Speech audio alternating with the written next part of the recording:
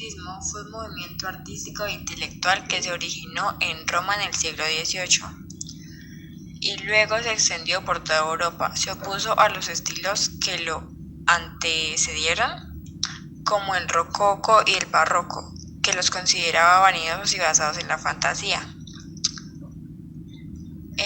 Entre las principales características del neoclasicismo se destaca que resultó el arte del siglo de las revoluciones y pretendía alcanzar el orden y la armonía desde lo moral, y transformó a la sociedad a través del arte con nuevos enfoques ilustrados basados en la ciencia y en el conocimiento.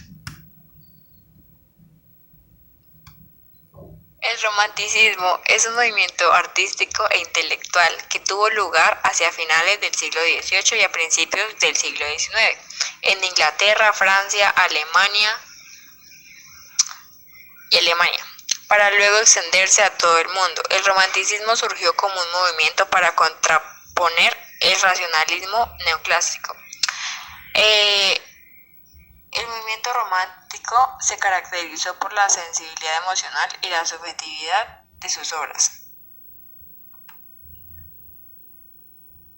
El modernismo, la poesía gauchesca, es un tipo de literatura de carácter popular que nació en el Río de la Plata a comienzos del siglo XIX. Refleja las costumbres del hombre del campo, su tradición, su vocabulario, el culto a las armas, la habilidad del jinete, el sentimiento de la libertad, en fin, la vida del gaucho.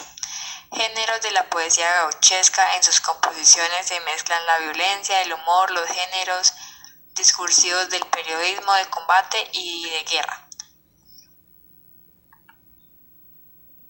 El modernismo es un movimiento literario que surgió en Hispanoamérica a finales del siglo XIX y se extendió hasta la segunda década del siglo XX, como respuesta a una necesidad creciente de imponer nuevos patrones estéticos en el ámbito de la poesía. Algunas de sus características son su ruptura con las corrientes existentes, evasión de la realidad, exploración de lo exótico, carácter intimista, oposición a lo vulgar, uso del verso libre,